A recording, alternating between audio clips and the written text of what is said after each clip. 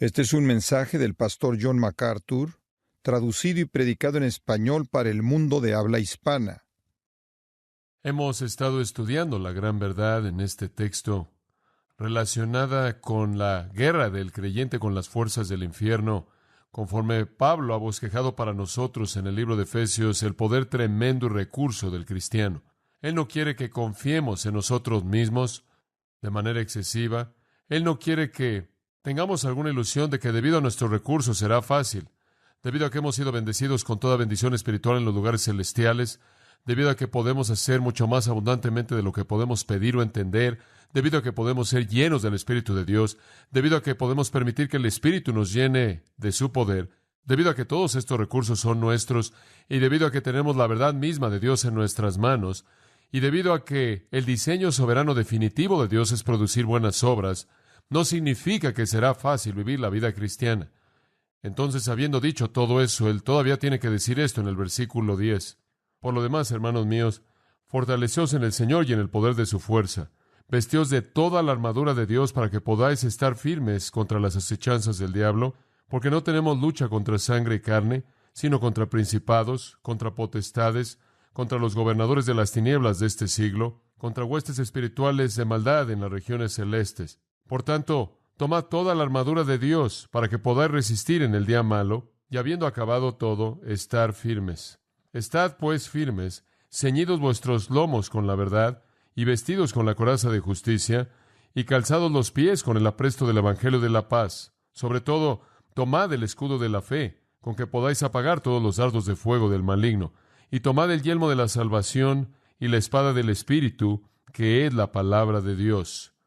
Ahora, en este pasaje hemos visto durante las últimas semanas que el apóstol Pablo bosqueja la estrategia, el plan, el enemigo, el área entera de la guerra del creyente, y el resumen de todo eso es que debemos, como dice en el versículo 11, vestíos de toda la armadura de Dios. Lo repite en el versículo 13, vestíos de toda la armadura si vamos a ser victoriosos. Este entonces es un pasaje de naturaleza crítica en la vida de un cristiano. No importa qué tan buena sea su teología, no importa qué tan sólida sea la base de nuestro entendimiento, no importa cuánto conozca usted de las Escrituras, cuánto tenga de información con respecto a la verdad de Dios, todavía es un perdedor potencial, porque esta es una guerra que es peleada y ganada realmente diariamente. Entonces, todos los recursos que usted tiene intelectualmente, además de todos los recursos que usted tiene espiritualmente, y el poder y la presencia del Espíritu de Dios, pueden ser hechos a un lado, inclusive por un creyente, al punto en donde comenzamos a perder la batalla. Entonces, Pablo nos recuerda que debemos estar muy conscientes de que la vida cristiana es guerra, y entre más pronto lo aprendamos, más pronto experimentaremos la victoria que Dios tiene para nosotros. En Lucas, recuerdo un versículo que está relacionado en otro contexto, pero quizás nos dará algo en qué pensar. Lucas 14:31, porque ¿qué rey, si va a estar en una guerra contra otro rey, no se sienta primero y considera si puede con 10,000 enfrentar al que viene contra él con 20,000? Ahora, ese pensamiento únicamente, ¿qué rey jamás entró en una batalla sin una evaluación cuidadosa de sus recursos y un desarrollo de su estrategia?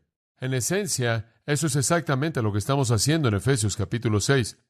Habiendo dado por hecho de que estamos en una guerra, también debemos añadir al conocimiento de que esta es una guerra, una evaluación cuidadosa de la estrategia, el plan, el enemigo y los recursos disponibles para nosotros para ganar la guerra.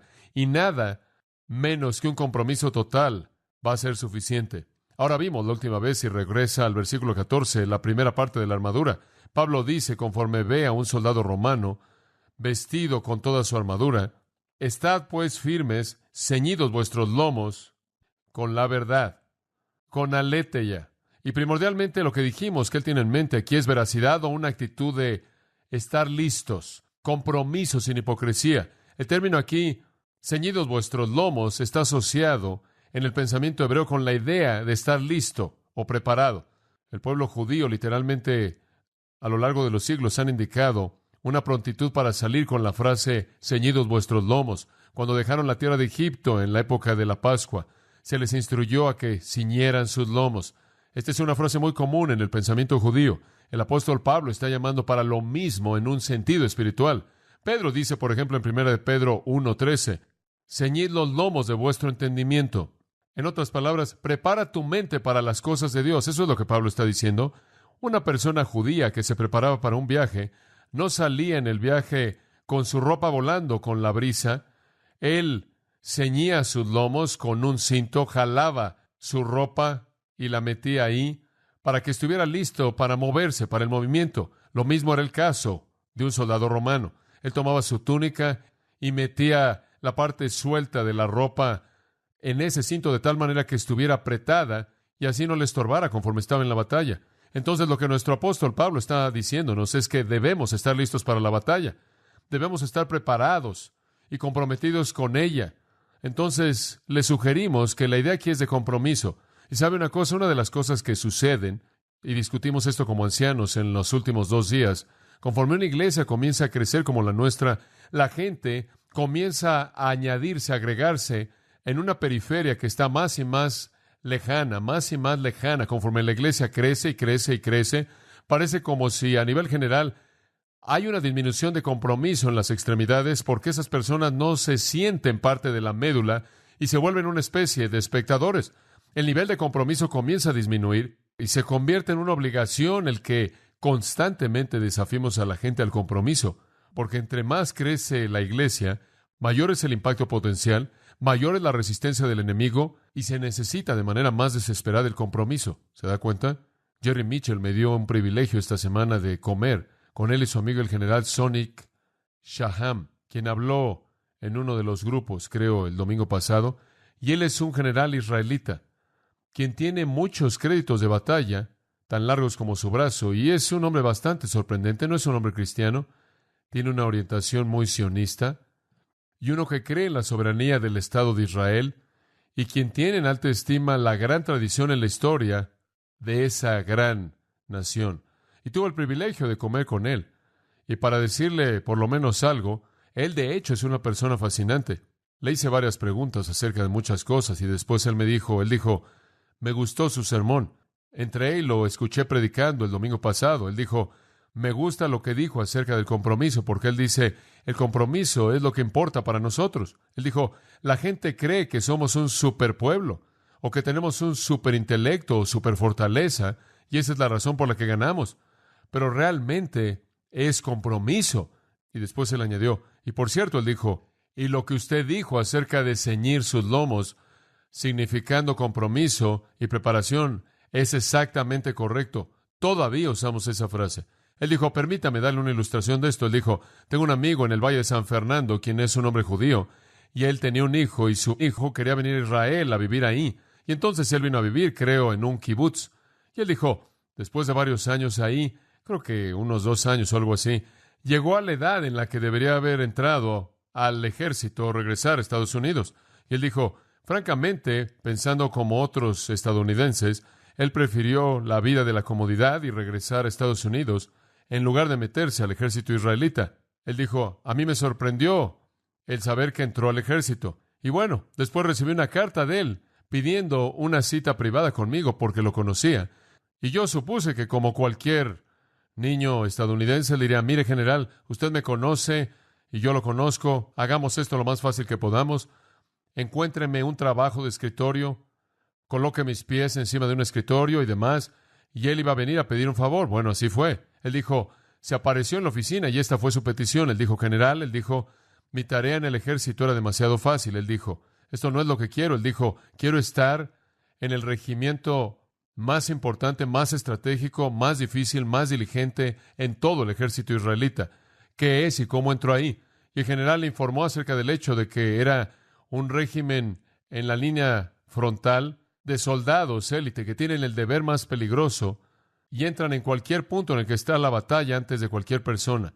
Pero él dijo, lo que se necesita para estar en ese grupo es increíble. Él dijo, termina finalmente con 4 días de estar marchando de manera incansable todo el día, subiendo por la montaña que lleva Masad en medio del desierto, llevando una mochila llena. Y eso es simplemente el final de todo. Él dijo, eso es lo que quiero. Él se apuntó y no mucho después de que él terminó con su entrenamiento, estando acostado sobre su estómago sin poder mover su cuerpo, ni siquiera un músculo quería operar, pero lo logró. El general Shaham me dijo, esa es la razón por la que ganamos. Ganamos porque tenemos a personas que están así de comprometidas. Y eso es esencialmente lo que el apóstol Pablo nos está diciendo en todo este concepto del cinto de la verdad. Esto es una guerra. El mundo nos engaña con la vida de comodidad, pero estamos en medio de una batalla espiritual y ganaremos cuando usted tome en serio la batalla. Grace Church está al borde de convertirse en un potencial del que nunca hemos soñado en esta ciudad y en este país y en el mundo. Yo creo que no hay límite para lo que Dios puede hacer fuera de nuestra propia falta de compromiso. Y yo creo que realmente ahí es donde todo tiene que comenzar, como Pablo lo ha señalado. Notará de nuevo en el versículo 14 que él dice que un soldado romano también va a usar una coraza, un escudo. Pablo lo llama la coraza de la justicia. Ningún soldado romano, pensando correctamente, entraría a la batalla sin su coraza, que protegía su pecho. Aun si pudiera quitarse al enemigo personal con el que estaba peleando, él podría ser matado con una flecha que viniera de las otras fuerzas y entrar esa flecha en un área vulnerable. Entonces él siempre usaba una coraza. Y claro que en el combate mano a mano de cualquier manera sería vulnerable aquí. Y entonces usando esta coraza será protegido de ciertos ataques. Y entonces Pablo ve a un soldado romano que está entrando a la batalla y él dice, no solo es que él está comprometido y ha ceñido sus lomos, trae el cinto puesto y él toma en serio el movimiento, pero él tiene que ponerse esto para ganar. Pero también su área vital está protegida. Ahora, los soldados romanos tenían diferentes tipos de corazas. Algunas eran hechas de lino, un lino muy pesado que llegaba muy bajo y será cubierto. Tomaban, por ejemplo, las pezuñas de un animal y las rebanaban en rebanadas bastante delgadas y después las colgaban, las unían de tal manera que era casi como un cuerno, usando una especie de material de animal de cuerno, fuera del cuerno o de la pezuña. Además, normalmente usaban una especie de cadena. Algunas veces usaban el lino y después colgaban pequeños pedazos de metal en él. Y después, claro, con el que estamos más familiarizados, el más conocido, es el metal fundido, casi como un plato que cubría el pecho, que va desde la base del cuello hasta la parte de arriba de los muslos, cubriendo toda esa área vital. El que usted ve con un águila ahí, y lo asociamos con un soldado romano. Esto, claro, era para proteger esta área tan vital. Ahora, francamente, a lo largo de los años he tratado de examinar la armadura del cristiano para ver si hay alguna jerarquía de prioridad, para ver si alguna parte es más importante que otras, y es muy difícil hacer esto, bueno, casi imposible, porque usted tiene que ponerse toda la armadura, ¿verdad? La armadura completa. Cada parte está diseñada de manera específica para cumplir con cierto propósito que es absolutamente esencial. Entonces, no podemos decir que una es más importante en rango y otra segunda y otra tercera. Sin embargo, me parece que la clave de todo esto es la coraza de la justicia. Si no hay justicia en su vida, lo más probable es que no va a tener compromiso. Si no hay justicia genuina en su vida, usted no va a tener el escudo de la fe, el calzado de la paz. Usted no va a tener el casco de la salvación y usted no va a usar la espada a menos de que esté comprometido con la justicia en su vida. Y la justicia es simplemente una manera de decir una relación correcta con Dios. A menos de que las cosas estén bien entre usted y Dios. Eso me parece ser medular, el fondo. El compromiso, de hecho, nace de eso. Es cuando usted está bien con Dios que el compromiso se lleva a cabo. Ahora, permítame tan solo hablar de este concepto de la coraza de justicia por un momento. Obviamente usted sabe que en una batalla el área que tiene que proteger está aquí. El casco protege el área de la cabeza. Y en el tipo de batalla en el que peleaban, combate mano a mano, estaban usando una espada corta y no sería la que usted usaba para cortarle la cabeza a alguien. Entonces, el área vital estaba aquí. Lo que estaban buscando proteger era el área del corazón aquí arriba y después la parte de abajo, la cual el pueblo judío solía llamar las entrañas. Se referían a la sección media en donde todos los órganos están, los órganos funcionales del cuerpo. Entonces, una coraza cubría dos áreas vitales, el corazón y el área de las entrañas. Ahora, para el judío, esto tenía mucha importancia. Simbólicamente, el corazón representaba la mente. La Biblia dice, como es su pensamiento en su ¿qué? Corazón, tal es él.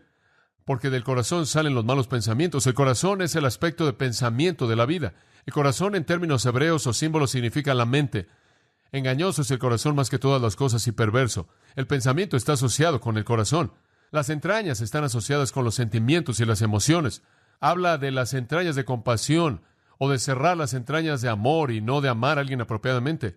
Y esto es porque las emociones nos dan sentimientos en nuestro estómago, ¿no es cierto? Las emociones se reflejan en el estómago. Nos duele el estómago cuando ciertas emociones se sienten. Y entonces para el hebreo esta es una buena manera de demostrarlo.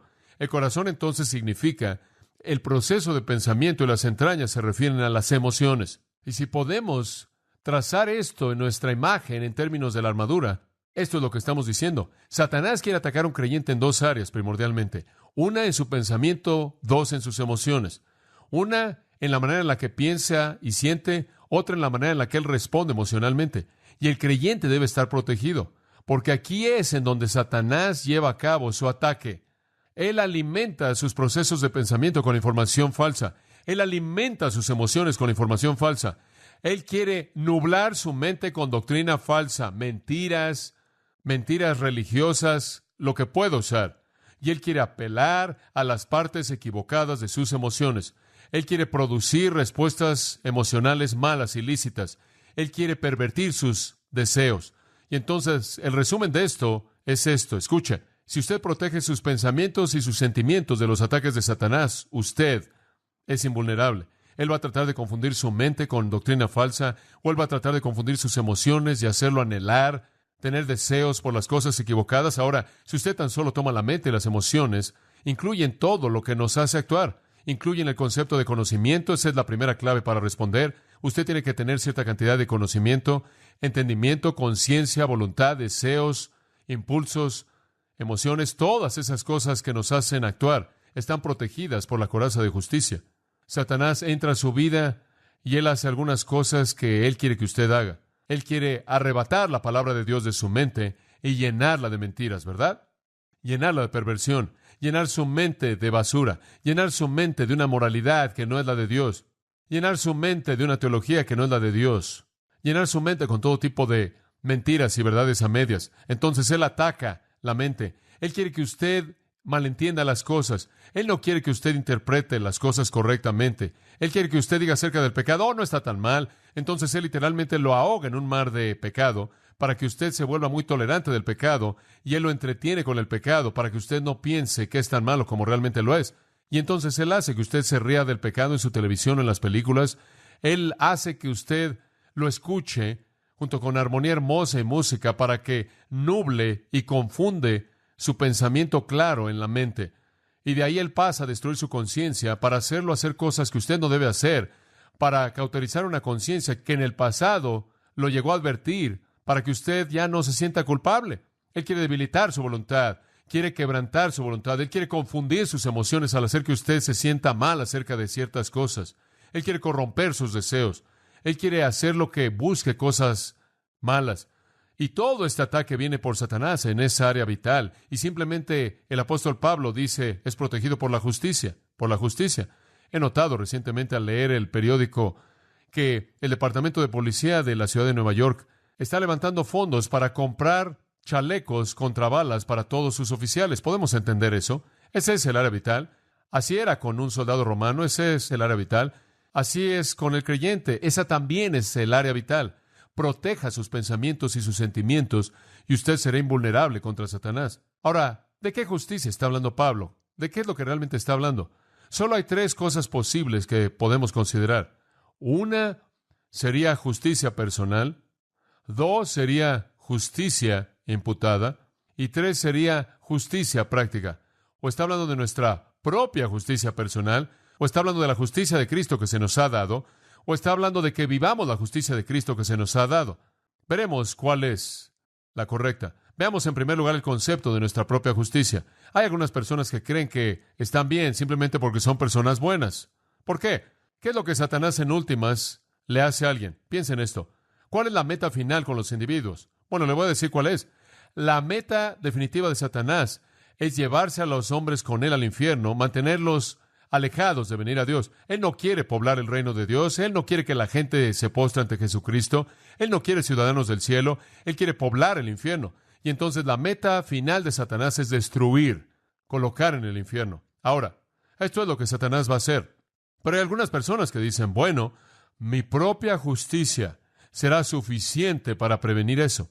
Satanás quiere destruir su vida a lo largo de el proceso. Y hay algunas personas que creen que son lo suficientemente buenas como para no necesitar a Dios. En el tiempo de la Biblia, los fariseos eran así. Pensaban que eran lo suficientemente buenos. Pensaban que podían llegar al cielo, y esa es la razón por la que en Mateo 5:20 Jesús dice, a menos de que su justicia exceda la de los escribas y fariseos, nunca entrarán al reino. Estaban mal. No eran lo suficientemente buenos, porque por gracia sois salvos por medio de la fe, y esto no de vosotros, pues es don de Dios, no por, ¿qué? Obras. No lo puede hacer. Sin embargo, pensaron que podían. En Lucas capítulo 18 encontramos la actitud típica de un fariseo, un legalista, alguien que cree que puede llegar por su propia bondad. Tenemos personas así en la actualidad. De hecho, todo sistema religioso en el mundo fuera del cristianismo está basado en el hecho de que el hombre lo puede hacer por sí mismo, de que puede ser suficientemente bueno por sí mismo. Entonces, en Lucas 18:9, una cierta parábola del Señor dice, 2 hombres fueron al templo a orar.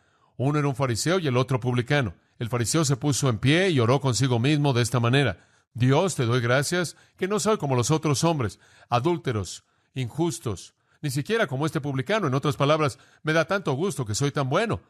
Estoy tan contento por mí. ¿No estás tú contento? Todo lo he hecho por mí mismo, he llegado ahí, soy justo por mí mismo, me he ganado el cielo, ayuno 2 veces por semana y usted solo tenía que ayunar 1 vez al año. Pero realmente estaba contento. Doy diezmos de todo lo que gano.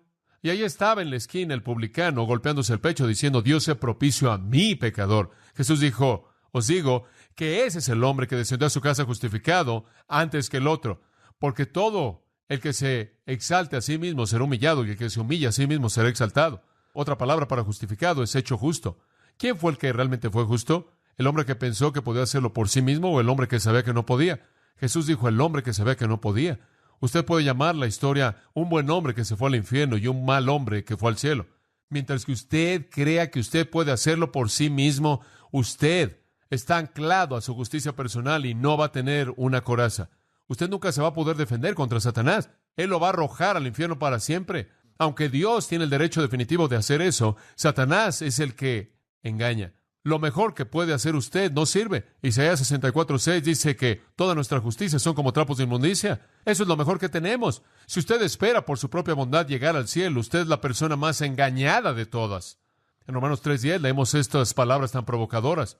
No hay justo ni aun uno. Si solo hubiera dicho no hay justo, alguien habría dicho excepto por mí. Entonces la Biblia dice, no, ni siquiera tú, ni uno. No hay quien entienda, no hay quien busque a Dios. Todos se desviaron. Todos se hicieron a una inútiles, no hay quien haga lo bueno, no hay ni siquiera uno. La palabra inútil significa agriarse como leche. La raza humana entera se ha agriado. No hay ningún justo, no hay ninguno bueno en todo. Como resultado dice al final del versículo 19, para que toda boca sea silenciada y el mundo entero sea culpable delante de Dios. ¿Por qué? Versículo 23, por cuanto todos pecaron y están destituidos de la gloria de Dios. La justicia personal no es la coraza de justicia. Usted va a ser víctima de las fuerzas del infierno con toda certeza si usted está tratando de cubrirse en su propia justicia. Creo que la mejor ilustración de esto que usted tiene la encuentra en Filipenses 3:4 y quiero que vea cómo Pablo enfrenta esto. Pablo comienza viendo la perspectiva de sí mismo, de la justicia personal, y él dice en el versículo 4, aunque yo mismo podría tener confianza aún en la carne. Ahora, en otras palabras, si la justicia personal fuera posible, yo podría entrar al reino de Dios al ser lo suficientemente bueno. Si pudiera hacerlo, entonces de toda la gente yo tendría el derecho de intentar. Yo podría confiar en la carne. Él diría, yo he sido un hombre bastante bueno. Si algún otro hombre, él dice, piensa que tiene razón por la que pueda confiar en la carne, yo más. En otras palabras, si usted lo va a ver en términos de justicia humana, probablemente yo puedo ganarle a la mayoría de la gente. Probablemente soy mejor que los buenos. ¿Por qué? Versículo 5. Yo fui circuncidado al 8º día de la nación de Israel. En otras palabras, yo fui un israelita verdadero y hombre, inclusive a partir de la circuncisión. Todo comenzó bien, comenzando en el día correcto, el día 8º. Yo soy de la tribu de Benjamín y, por cierto, no había una tribu más judía que la tribu de Benjamín. Usted estudia Benjamín en el Antiguo Testamento y verá cómo entran a lo largo del plan de Dios. Y al tratar con esa nación, era una tribu muy especial. Benjamín, por ejemplo, según Génesis 35, no solo fue un hijo de Israel, sino el hijo de la esposa más amada de Israel, Raquel. De los 2 hijos favoritos, Benjamín y José, fue Benjamín únicamente quien junto con Judá formaron a la Israel reconstituida en Primero de Reyes, capítulo 12. Fue Benjamín quien fue restaurado en Israel después de la cautividad, Esdras 4:1. Fue Benjamín quien fue el agente primordial de Dios en la liberación de Israel en la época de Esther, de la impiedad de Amán. Ahora, Benjamín es una tribu muy especial, y entonces él dijo, yo tengo un verdadero pedigrí, una verdadera descendencia, yo soy hebreo de hebreos. Si ustedes jamás han visto un judío, yo soy uno. Él dice, en cuanto a la ley, yo soy un fariseo. No solo soy un hebreo y un hebreo real y uno de la tribu de Benjamín, sino que yo pertenezco a la secta más legalista, más estricta, más religiosa en todo el sistema. Soy fariseo. Con respecto a celo, nunca has conocido a un judío más celoso. Yo perseguía a la iglesia. Con respecto a la justicia que es en la ley, irreprensible. Eso es sorprendente. Él dice, si vas a depender de la justicia personal, ve al hombre que tiene más a favor de él que cualquier otro. Si la justicia personal fuera la manera de entrar, yo realmente podría reclamarla. El versículo 7 comienza con una palabra clave. Filipenses 3:7. ¿Cuál es? Pero, las cosas que para mí eran ganancia humanamente, por mí mismo, las tengo por pérdida por Cristo. Sí, sin duda alguna, y todo lo tengo por pérdida. Todo eso no significa nada, es inútil en la excelencia del conocimiento de Cristo Jesús, mi Señor, por quien he sufrido la pérdida de todas las cosas y las tengo por estiércol a fin de ganar a Cristo. Y ahora aquí está la clave en el versículo 9, y ser hallado en Él, no teniendo mi propia justicia, que es de la ley, sino la que es mediante la fe en Cristo, la justicia que es de Dios por la fe. En otras palabras, Pablo dice, mi propia justicia es inútil. Debo tener la justicia de Dios, la cual es por la fe en Cristo. Y cuando usted se convierte en creyente, cuando usted se convierte en cristiano, usted estira su mano de fe, se aferra de la mano de Dios mediante Jesucristo. En ese momento la justicia de Cristo le es imputada a usted. Dios lo viste usted en la justicia de Cristo. Dios le coloca, por así decirlo, la vestimenta absoluta, de santidad absoluta de Jesucristo. Y a partir de ese momento y a lo largo de la eternidad, cuando Dios lo ve usted, Él ve la justicia de Jesucristo. Al que no conoció pecado, por nosotros lo hizo pecado para que fuésemos hechos la justicia de Dios en Él. Dios coloca un velo sobre usted y cada vez que lo ve usted, lo ve tan justo como Cristo. Eso es justicia imputada, lo que los teólogos llaman. Su justicia es inútil. Pablo dice, lo tengo todo por estiércol. Augusto Toplady escribió, un deudor a la misericordia únicamente, del pacto de misericordia canto, no con temor con tu justicia en mi persona, y traigo una ofrenda. Los terrores de la ley y de Dios conmigo no tienen nada que ver. La obediencia de mi Salvador y la sangre de mi Salvador esconden todas mis transgresiones de la vista. Dios no las ve conforme estamos vestidos en la justicia de Cristo. Pero hay inclusive otro paso. ¿Sabe una cosa? Usted no puede ser cubierto y protegido por la justicia de su propia vida. ¿Y quiere oír esto? Aún la justicia de Dios, concedida a usted en la salvación, es únicamente la base de su coraza. Usted debe llevarlo un paso más hacia adelante. Estamos en Filipenses 3, observa el versículo 10. Pablo reconoce que él tiene justicia imputada, que la justicia de Dios en Cristo es de él, pero no termina ahí. Él después dice esto, a fin de conocerle, es una cláusula de propósito para que pueda conocerle, el poder de su resurrección, la comunión de sus padecimientos, siendo conformado a su muerte, versículo 12, no que lo haya alcanzado ya, ni que ya sea perfecto, sino que prosigo, versículo 13, no considero haberlo alcanzado ya, sino que prosigo, versículo 14, hacia el premio. Lo que estoy diciendo en resumen es esto. Él dice, tengo la justicia imputada de Cristo, pero todavía prosigo, todavía aprendo, todavía progreso, todavía tengo deseo por algo. Y lo que él le está diciendo realmente es esto. La justicia imputada es solo aquello que hace que la justicia práctica sea posible, no necesariamente una realidad. Ahora estamos llegando al fondo. Espero que esté conmigo. Escuche, cuando usted fue salvo, a usted se le dio la justicia de Jesucristo. Esa justicia lo va a cubrir por toda la eternidad. Pero para que usted viva el tipo de vida que gana la batalla sobre Satanás, debe aplicar principios justos disponibles para usted en esta justicia al asunto de su vida diaria. Hay cristianos, como usted sabe, que creen que porque tienen la justicia imputada de Cristo, no importa lo que hacen. Nunca olvidaré oyendo a mi padre contar una historia de un hombre que estuvo en el ministerio y él estuvo con él en una ocasión, y él dijo una cadena de vulgaridades. Y él le dijo, impresionado, ¿qué te pasó para que dijeras eso? Él dijo, oh, no importa, estoy cubierto por la justicia de Cristo, eso es simplemente mi naturaleza vieja. ¿Qué vas a hacer con tu naturaleza vieja de cualquier manera? En otra ocasión, el hombre decidió que podía visitar un bar nudista, a lo cual alguien en su compañía respondió, ¿qué quieres decir? ¿Cómo quieres hacer eso? Bueno, él dijo, realmente no importa, como puedes ver, estoy cubierto por la justicia de Cristo, es simplemente mi naturaleza vieja. Usted no puede hacer una dicotomía con eso, no puede separar eso. Debido a que estamos cubiertos en la justicia de Jesucristo, no garantiza que vivimos todo momento como debiéramos. Solo garantiza que podemos, ¿verdad? Que podemos. Hay una diferencia entre posición y práctica. Su posición está segura para siempre, pero su práctica no siempre está a ese nivel. Ese es el punto real. Y entonces Pablo dice, seguro, se me ha dado la justicia de Dios, pero eso no significa que he llegado al máximo nivel y ahora debo, como dice en el capítulo 2, debo ocuparme de mi salvación para que pueda hacer lo que Dios quiere hacer en mi vida. Ahora, ahí es en donde usted llega a la coraza. La coraza está puesta cuando estamos viviendo una vida justa y santa. Claro, el cimiento es de Cristo, por supuesto. El conde Zinzendorf escribió ese gran himno traducido por Juan Wesley. Me encanta cantarlo y usted también lo ha cantado. Dice esto, Jesús, tu sangre y justicia, mi belleza es y mi vestimenta gloriosa. En medio de mundos flameantes, así vestido, con gozo levanto mi cabeza, con valentía estaré en ese gran día de pie, porque ¿quién va a acusarme?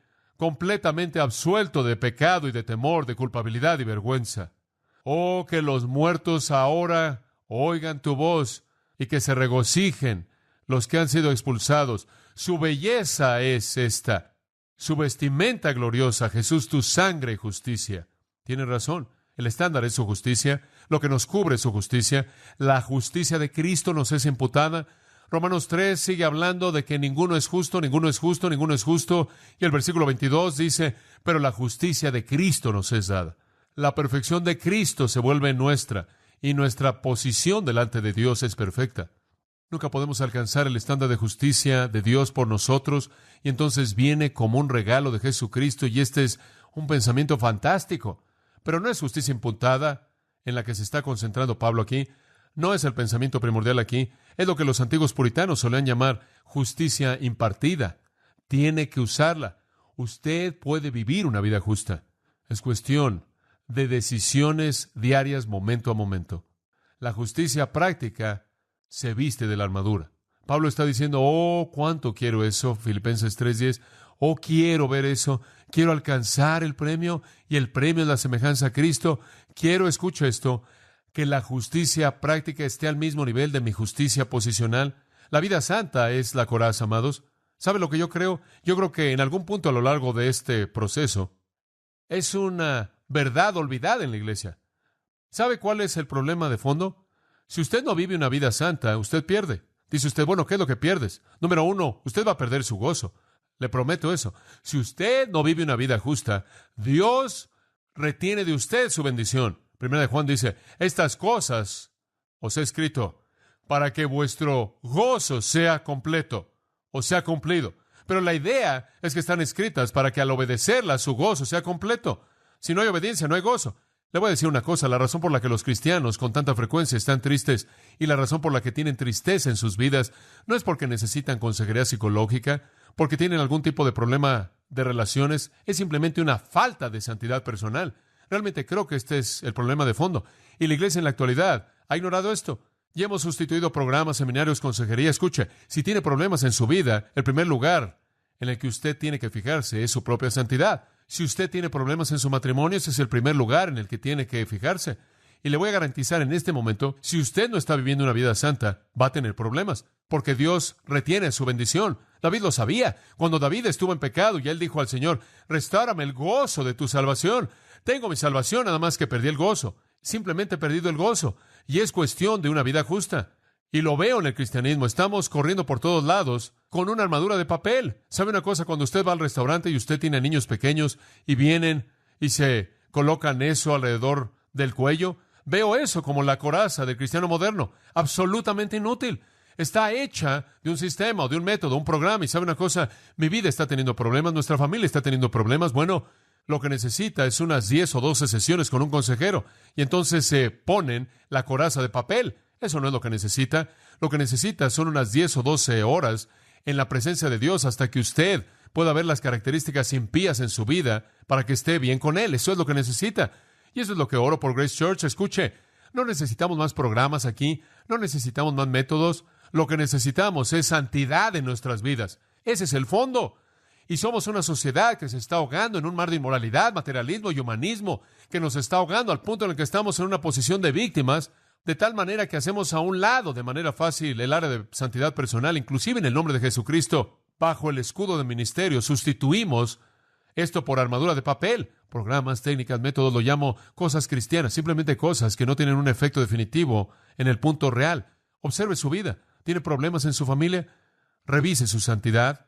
¿Es fiel en leer la palabra de Dios? ¿Su vida de oración es lo que debe ser? ¿Está amando a su familia como debe amarla? ¿Está hablando por Jesucristo de manera valiente en su sociedad y en su cultura en donde esté?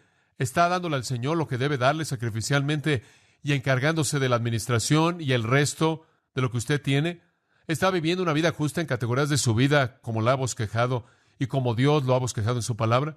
Porque si no es así, ¿por qué esperar que su vida va a estar bien? Si fuera así, entonces Dios no cumpliría con sus propósitos, ¿verdad? Ahí es donde necesitamos ir. Pero ¿sabe una cosa? La gente quiere encontrar una respuesta en el extremo. Prefieren usar una coraza de papel que enfrentar los puntos reales. Si hay desobediencia en su vida, si hay pecado en su vida, y si no está confesado y no se ha arrepentido de él y continúa haciéndolo, si usted tiene actitudes equivocadas, usted alberga resentimiento y hay problemas, y usted nunca los corrige, si usted tiene pensamientos equivocados que cultiva, si lo que usted dice no es lo que debe ser, si sus obras no son lo que deben ser, si sus acciones no son las que deben ser, y si usted simplemente sigue viviendo así, le voy a prometer una cosa, se lo garantizo, usted va a tener problemas, usted va a perder su gozo. Otra cosa que va a pasar es que usted va a perder su fruto. Usted se va a volver alguien que no es productivo. Usted, por así decirlo, se va a secar como una rama de la vid. Y le voy a dar una tercera cosa. Usted también va a perder su recompensa. Juan dice, mirad por vosotros que no perdáis las cosas que habéis hecho, sino que recibáis vuestro galardón completo. Algunos de ustedes van a disminuir su capacidad para el servicio a Dios a lo largo de la eternidad en el cielo. Y voy a añadir otra cosa. Usted va a traer deshonra a la gloria de Dios. ¿Por qué va a querer vivir así? ¿Acaso usted es tan ingrato con Dios que usted, número uno, va a vivir una vida pecaminosa, una vida injusta y va a perder el gozo que Él le quiere dar? ¿Usted le va a decir no a los regalos de Dios, las bendiciones de Dios? ¿Acaso usted es tan ingrato al potencial de Dios en usted que usted va a vivir una vida injusta y va a decirle no a las cosas que Él quiere producir a través de su vida? ¿Acaso usted le va a decir no a Dios en términos de lo que Él quiere hacer para que usted disfrute a lo largo de toda la eternidad en su reino celestial al restringirse a usted mismo? ¿Acaso usted le va a decir no a Dios, quien busca la gloria en medio de los hombres, al vivir una vida injusta que deshonra su nombre? ¿Se da cuenta de lo necio que es? Todo esto es una afrenta a Él. Dios, por así decirlo, está en la orilla del cielo. Sus manos están llenas de bendición. Esas bendiciones incluyen gozo, producir fruto, recompensas definitivas y gloria para sí mismo. ¿Y acaso usted le va a dar la espalda y va a buscar su propia pecaminosidad? Escuche. Así como lo dije antes, ni siquiera hemos comenzado a ver lo que Dios puede hacer con esta iglesia, en este lugar, en este país y por todo el mundo, si realmente comenzamos a hacer que nuestras vidas estén en armonía con los principios justos de la palabra de Dios. Y me estoy hablando a mí mismo tanto como a cualquier otra persona. Ese es el fondo. Si usted tiene problemas, son problemas que están relacionados directamente con esa área de su vida. Y le voy a decir una cosa, si las cosas están bien en su vida, y si usted es justo delante de Dios, probablemente ni siquiera tiene demasiadas pruebas, porque no hay mucho que refinar. Y entonces Dios presenta con simplicidad su palabra. Me parece sorprendente cómo los cristianos siempre quieren ignorar la simplicidad de fondo y sustituirla con una respuesta superficial para lo que es una solución bíblica muy clara. Bueno, lo que estoy tratando de decirle es que se ponga la armadura. Esta es la guerra. y nunca voy a estar satisfecho. Hasta que exhale al final de mi vida, voy a decir lo mismo: Señor, quiero ganar esta última batalla. Yo creo que Dios quiere que hagamos todo lo que podamos hacer con el potencial que nos ha dado, y creo que eso involucra a cada uno de nosotros haciendo este compromiso. Escuche, quiero que usted piense conmigo por otro minuto o dos. En 1 Pedro capítulo 2, versículo 11, Pedro dice esto: Amados, os ruego. Ahora él está aquí de rodillas rogándoles, como extranjeros y peregrinos, que os abstengáis de los deseos carnales que batallan contra el alma. Ahora Pedro está diciendo, esto es guerra, y a menos de que se comprometan con la justicia, y con esto no quiero decir que nunca peca. Digo, hay una frecuencia decreciente del pecado, pero cuando peca, usted lo confiesa y se arrepiente del pecado y se vuelve de él, lo enfrenta delante de Dios, usted es lo suficientemente honesto como para evaluar su vida. Él está diciendo, les ruego, absténganse de deseos carnales, porque están en una batalla contra su alma. Cuando usted cae ante ellos, pierde. Y ahí va el gozo, y ahí va el fruto, y ahí va la recompensa, y ahí va en últimas el honor de Dios frente al mundo. Eso es lo negativo. Absteneos de los deseos carnales. Lo positivo está en el versículo 12. Que vuestra conducta sea íntegra entre los gentiles, estén comprometidos, vivan una vida justa, vivan una vida irreprensible. Escuchen, Hebreos capítulo 11, 13 dice que confesaron que eran extraños y peregrinos en la tierra. Oiga, lo somos. Somos extraños y peregrinos sobre la tierra y no entendemos eso lo suficiente. ¿Sabe una cosa? Nos hemos amarrado tanto a esta tierra, nos hemos amarrado al concreto aquí. Nos metemos en los deseos de la tierra y las cosas del mundo y nos involucramos en amar al mundo y las cosas del mundo, como Juan dijo. En lugar de esto, la gente en el libro de Hebreos dice que miraron una ciudad cuyo constructor y arquitecto era Dios. Eso es lo que Pablo le dice a los filipenses, que nuestra ciudadanía está en los cielos. Jesús dice, el mundo no es el lugar al que pertenecemos. El mundo nos odia, no somos del mundo, no tenemos parte en el mundo. Sin embargo, nos incrustamos en el mundo y perdemos nuestra perspectiva. No nos vemos a nosotros mismos viviendo en los lugares celestiales, peleando una batalla espiritual, buscando una vida justa, con toda nuestra energía dependiendo de los recursos de Él. Escuche, el fin absoluto de la torpeza para un cristiano es involucrarse en el sistema del mundo. En 2 de Timoteo capítulo 2, versículo 3, Pablo dice, como buen soldado, soporta las aflicciones. Enfréntalo cuando es difícil. El versículo 4 después dice esto, escúchelo. Ninguno que milita se enreda en los asuntos de esta vida. Lo que él está diciendo es esto. No puedes estar en el ejército y ser un civil. No puedes ser ambos. Y si estás peleando para el comandante y sirviendo al Señor, entonces salte del sistema. Hay suficientes recursos en esta iglesia espiritual, intelectualmente, en términos de dones espirituales, en términos de actos, de comunión y de ministerio, en términos de finanzas, para hacer mucho más allá de lo que siquiera podemos concebir, si tuviéramos el compromiso y si fuéramos justos. No quiero que haga las cosas porque usted se siente presionado por hacerlas. Quiero que usted las haga porque fluyen de una vida santa, ¿se da cuenta? ¿Se está dando cuenta de lo que estoy diciendo? Si los creyentes, número 1, se ponen el cinto y están comprometidos a toda costa, y número 2, están viviendo una vida santa, usted no tiene mucho que decir de nada, debido a que la santidad va a fluir y todas las respuestas son impulsadas por el Espíritu de Dios. Esta es la razón por la que resisto todas las tácticas de presión usadas en el cristianismo. Están dándole la vuelta al punto real, al punto medular, lo cual es el compromiso genuino y la verdadera santidad. Entonces debemos presentar nuestros cuerpos en sacrificio vivo, santo, agradable a Dios. Santo, debemos, como Pablo dijo en Colosenses 3, poner la mira en las cosas de arriba y no en las cosas de la tierra. Tenemos que ponernos la coraza. Tenemos que hacer lo que Pablo dice en 1 Corintios 15:34. Él dice, despierten a la justicia y dejen de pecar. Y sabe una cosa, simplemente lo más pequeño puede hacerlo. Cuando un comandante comienza a pelear una batalla con otro ejército, lo primero que hace es enviar a un grupo de avance y establecen ahí un punto de entrada. Y después, a partir de ahí, la infiltración se lleva a cabo. Lo que Satanás quiere encontrar en su vida es simplemente una pequeña grieta en el dique. Y eso es todo lo que necesita hacer para que derribe el dique entero. Son las pequeñas zorras las que echan a perder las vides. Tenga cuidado y recuerde esto también, que al final usted va a ganar. Al final usted va a ser victorioso. No hay sentido alguno en perder todas las grandes cosas que Dios tiene para usted ahora. Oro porque usted esté lleno de gozo. Oro porque esta iglesia esté llena de gozo. Oro porque esta iglesia esté llena de fruto. Oro porque esta iglesia esté llena de ministerio productivo y recompensado en la gloria. Oro porque Dios se ha levantado y sé que eso va a pasar cuando estemos comprometidos con la justicia real, porque el recurso está ahí en la justicia de Jesucristo. Al cerrar las palabras de Juan Newton, esto es lo que él escribió: aunque muchos enemigos te rodeen y débil sea tu brazo, tu vida está escondida con Cristo en Dios, más allá de la esfera del daño. Por débil que seas, no te desvanecerás. Aunque estés desmayando, no morirás. Jesús, la fortaleza de todo santo, te ayudará desde arriba.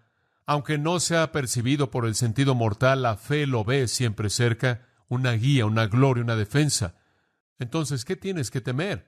Tan cierto como Él venció y triunfó una vez por ti, con esa misma certeza, ustedes que aman su nombre triunfarán en Él también. Oremos. Padre, tenemos esa confianza definitiva de que triunfaremos, pero sabemos que inclusive esa confianza definitiva no puede protegernos ahora si somos impíos. Entonces pedimos que tú nos ciñas, que tú nos cubras con la coraza de justicia que viene de corazones obedientes. Oh Dios, haznos obedientes a tu palabra para ver que podemos vivir de manera santa, justa y irreprensible en medio de un mundo impío y perverso. Y te daremos gracias por el privilegio en el nombre de Cristo. Amén. Usted ha escuchado a John MacArthur, maestro bíblico de Gracia a Vosotros. Para más información y acceso gratuito a todos los mensajes de John, así como una lista de libros incluyendo la Biblia de estudio, visite la página web en gracia.org. Gracia a Vosotros y el pastor John MacArthur se reservan toda protección y el derecho de autor bajo la ley que esté vigente. La información de derechos de autor está disponible en gracia.org, que incluye instrucciones para limitar la duplicación de este archivo digital.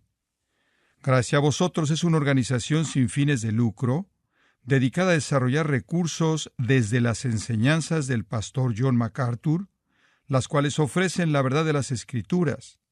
Por otra parte, estimado oyente, su apoyo en oración y sus donaciones al ministerio nos ayudan a lograr este propósito para equipar a miles de personas de habla hispana.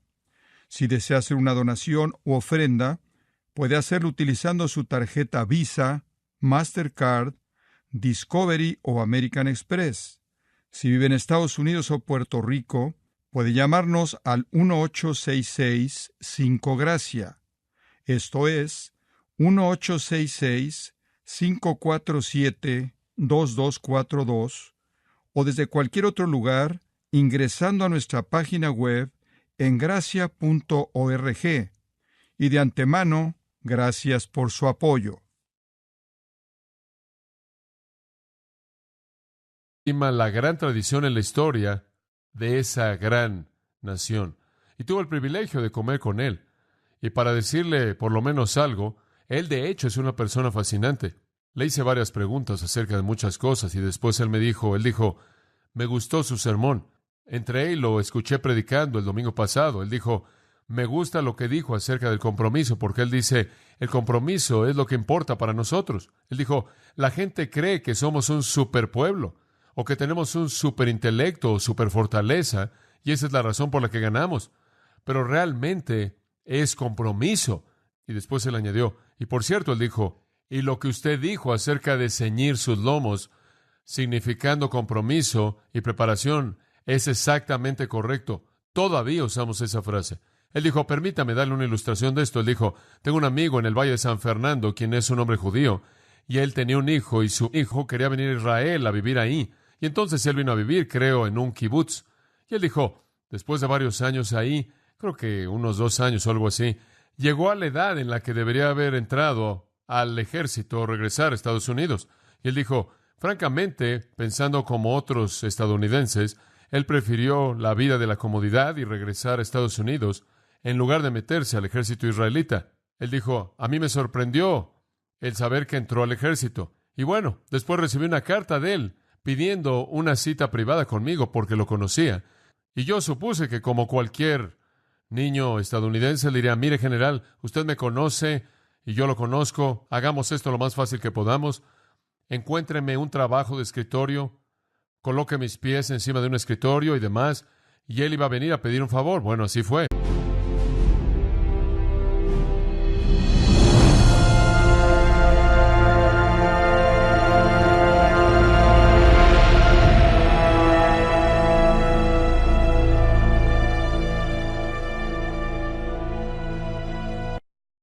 Este es un mensaje del pastor John MacArthur, traducido y predicado en español para el mundo de habla hispana. Hemos estado estudiando la gran verdad en este texto relacionada con la guerra del creyente con las fuerzas del infierno, conforme Pablo ha bosquejado para nosotros en el libro de Efesios el poder tremendo y recurso del cristiano. Él no quiere que confiemos en nosotros mismos de manera excesiva. Él no quiere que tengamos alguna ilusión de que debido a nuestros recursos será fácil, debido a que hemos sido bendecidos con toda bendición espiritual en los lugares celestiales, debido a que podemos hacer mucho más abundantemente de lo que podemos pedir o entender, debido a que podemos ser llenos del Espíritu de Dios, debido a que podemos permitir que el Espíritu nos llene de su poder, debido a que todos estos recursos son nuestros y debido a que tenemos la verdad misma de Dios en nuestras manos y debido a que el diseño soberano definitivo de Dios es producir buenas obras, no significa que será fácil vivir la vida cristiana. Entonces, habiendo dicho todo eso, él todavía tiene que decir esto en el versículo 10. Por lo demás, hermanos míos, fortaleceos en el Señor y en el poder de su fuerza.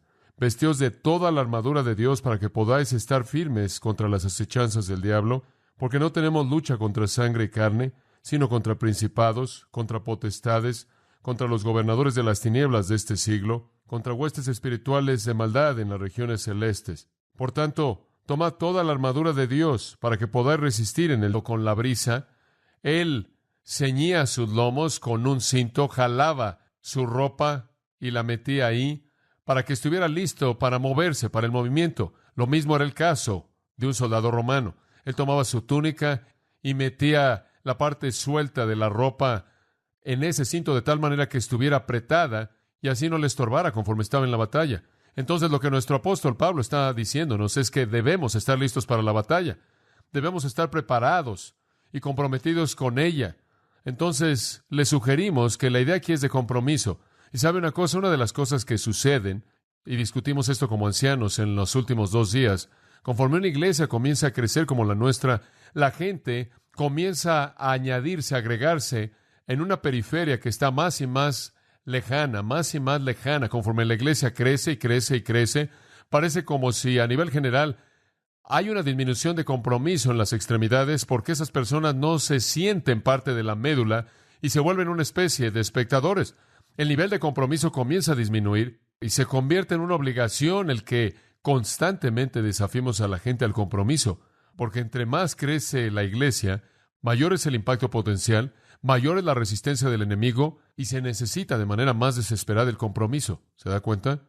Jerry Mitchell me dio un privilegio esta semana de comer con él y su amigo el general Sonic Shaham, quien habló en uno de los grupos, creo, el domingo pasado, y él es un general israelita, quien tiene muchos créditos de batalla, tan largos como su brazo, y es un hombre bastante sorprendente. No es un hombre cristiano, tiene una orientación muy sionista, y uno que cree en la soberanía del Estado de Israel, y quien tiene en alta estima otro rey, no se sienta primero y considera si puede con 10,000 enfrentar al que viene contra él con 20,000.